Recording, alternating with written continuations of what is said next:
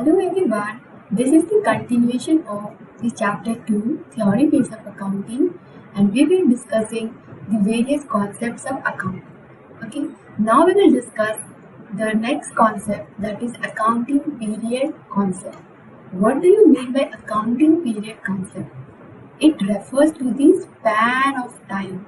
Okay, span of time. Now we will understand what is the span of time. Span of time is divided into calendar, financial year, okay, and the other is calendar year.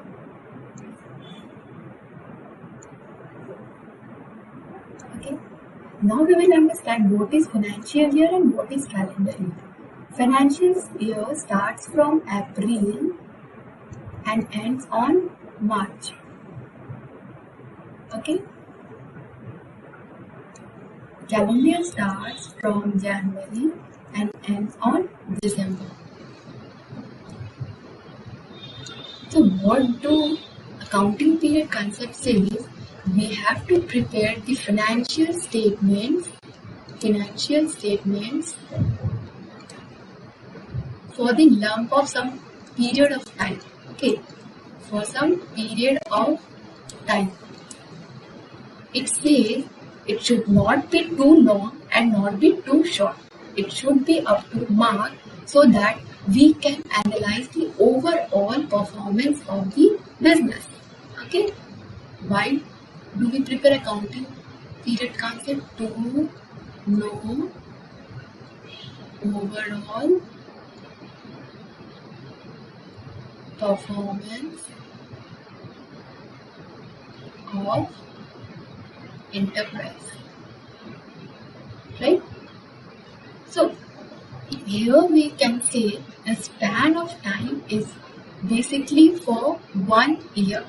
Okay, we will take accounting period as for 1 year, and this 1 year is known as accounting period, right? So why do we prepare for only one period? I have told you to know the overall performance of the enterprise. Okay, or we can say to know the exact position of the business. Exact position of the business. Okay, so how do we know this exact position of the business? We will understand by making financial statements, through financial statements, right? And what are the financial statements? Number one is income statement known as profit and loss account, and the second is to know the financial position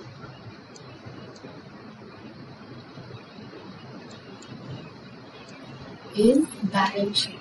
Okay, we basically prepared all these accounts for 1 year, and this 1 year is known as accounting period, to know the financial position and the profit and loss of the business for the 1 year. Okay, so all the companies follow the financial year. What is financial year? Which starts from April and ends on March. Okay, they follow their financial year because it helps in the assessment of tax. Because as per income tax,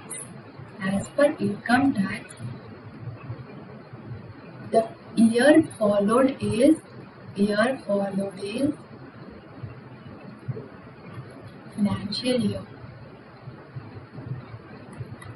Okay, so hope it is very clear what is accounting period concept. Overall accounting period is basically prepared for 1 year. Okay, and at the end of 1 year it helps to know the what is the profit or loss during that period, or the financial position of the company, right? Now we will understand the next concept, is cost concept.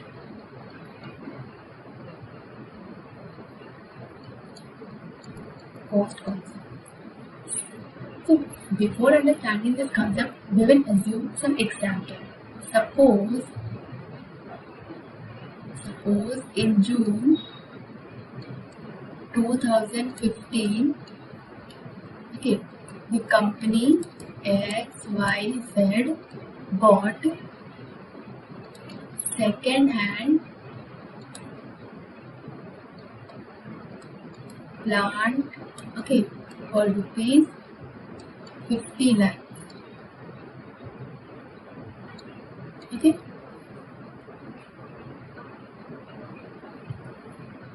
Now the expenses for repairing expenses was something 50,000. Okay. Now the next expenses to reach to the factory,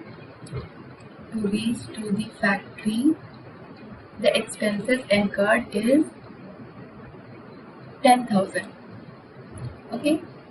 Now what the cost concept says, that the expenses incurred, okay, the whole total expenses incurred for the price of the material, or we can say plant, includes all the cost.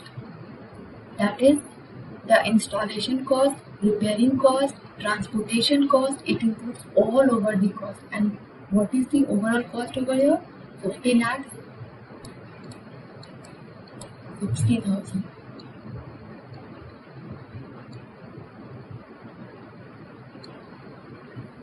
Okay. So cost concept says, and this is the purchase price. So cost concept focus on purchase price. What will be the purchase price of the assets is known as cost concept. Okay. So cost concept, that all the assets are recorded in the books of accounts in the purchase price. And what is the purchase price? Purchase price includes the purchase cost plus repairing cost plus installation cost plus transportation cost, etc. It means, it says that whatever the cost I've incurred just to purchase that asset is known as purchase price, and purchase price is the cost concept, right? And in this price only, this price will be recorded in the books of account, right? Now we will understand the next concept, that is dual aspect concept. Okay. So what does the dual aspect concept say? We know that every transactions we do, every transactions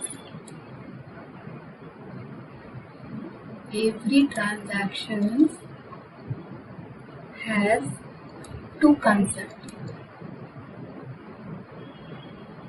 Okay, suppose every concept has two concepts. Now we will understand this statement. Suppose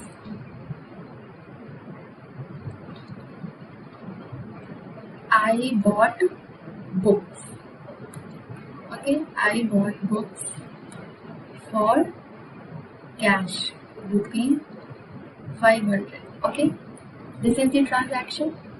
So here we will see that books came to me and cash goes from me.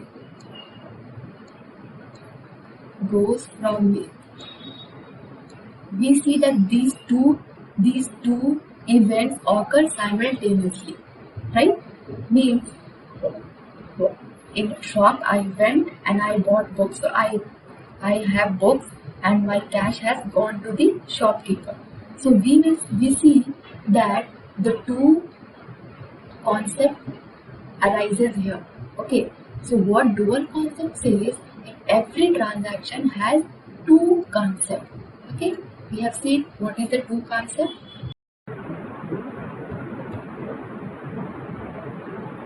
The next concept is full disclosure.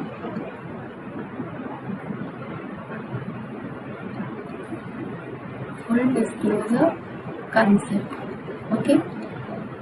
Full disclosure, as the name suggests, disclosing every material facts. Means, see, company prepare financial statements. Okay, financial statement includes profit and loss account, and the other is balance sheet. Okay.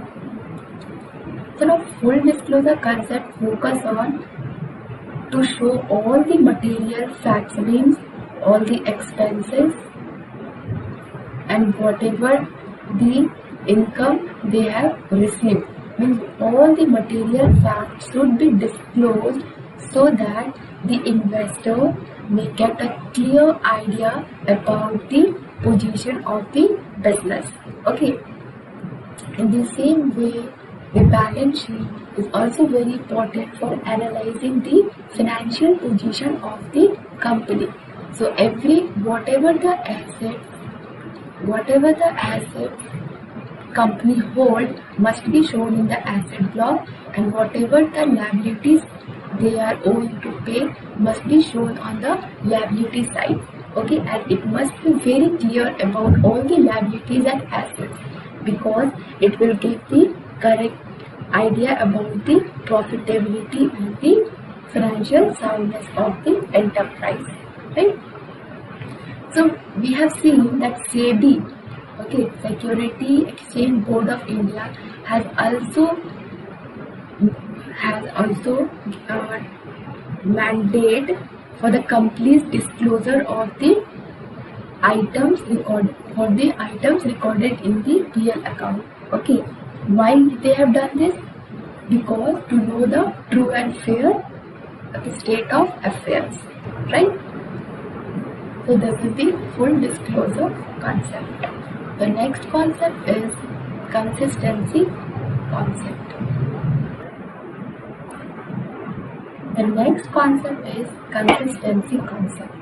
Okay. So now what consistency concept says? Suppose this is the investor drama. Okay. This is the investor drama who want to know the performance of the company X, Y, Z. Okay. So what he will do? He will compare the profits of the 2 years or more, 2 years ago. Okay. But what if company has followed two different policies in 2 different years? We are seeing that in the 2016 they are following the policy of charging depreciation straight line. This is the method, okay, for charging depreciation. This is the one method, straight line. And in the other year they have followed for charging depreciation is declining method. Okay, so these are 2 different methods which are followed by the company in 2 different years. So what will happen? The profit will obviously differ with each other and they will not be comparable to each other. Okay, so consistency concept focus to follow the same method for the following years. Okay, means in 2016 the company XYZ has followed straight line. He must follow the same straight line method for the 2017 also, so that the consistency concept should be maintained and it should be and it will be able to compare the profits of the 2 years, so that the investor can also easily able to analyze the performance of the company, right? The consistency concept focus on the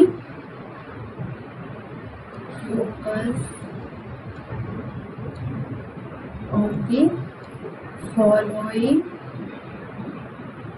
same methods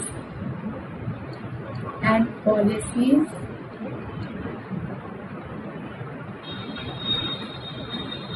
for the following years. Okay, this is the consistency concept. Now we will understand materiality concept.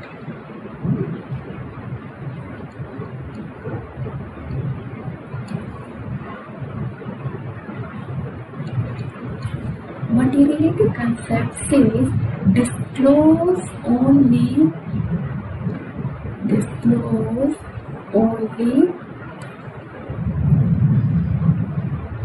material facts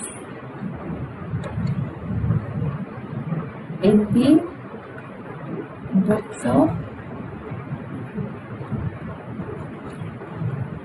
accounts, right? Means suppose in my shop Amitabh Bachchan came, okay? In my shop Amitabh Bachchan came and I offered him some snacks. Snacks cost ₹5,000.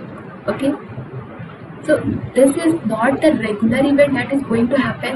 Means Amitabh Bachchan is not going to come again and again in my shop. Okay, so this is not a material event for the company. So these type of events should be avoided in the books, recorded in the books of accounts. Okay, so material concept says only the material facts should be disclosed in the books of accounts, right? Now, objectivity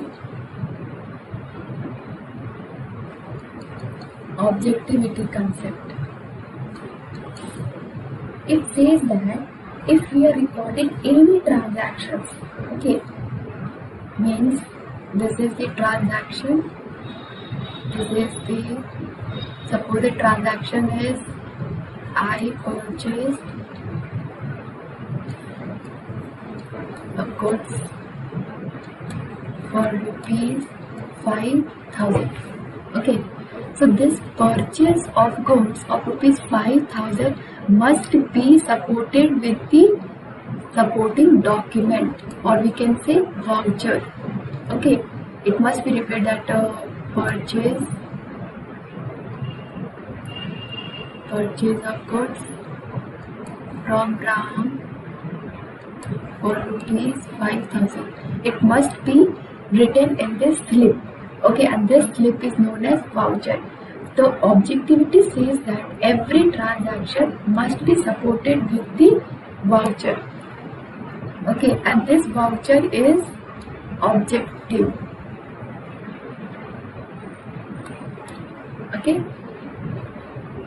so objectivity focus on the evidence. Focus on evidence verifiable. Okay, so that personal bias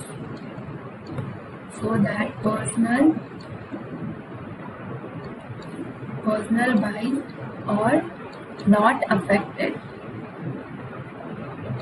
Okay, means if this voucher is not there, we can violate this activity. We can show 10,000 or 15,000. Though we have not purchased for 15,000. So objectivity concept says that every transaction must be supported with the supporting document that is known as voucher. Okay, so these are all the various concepts of the theory, ways of accounting, and now in the next video we will understand some of the questions regarding this. Okay, thank you for watching this video. Have a good day.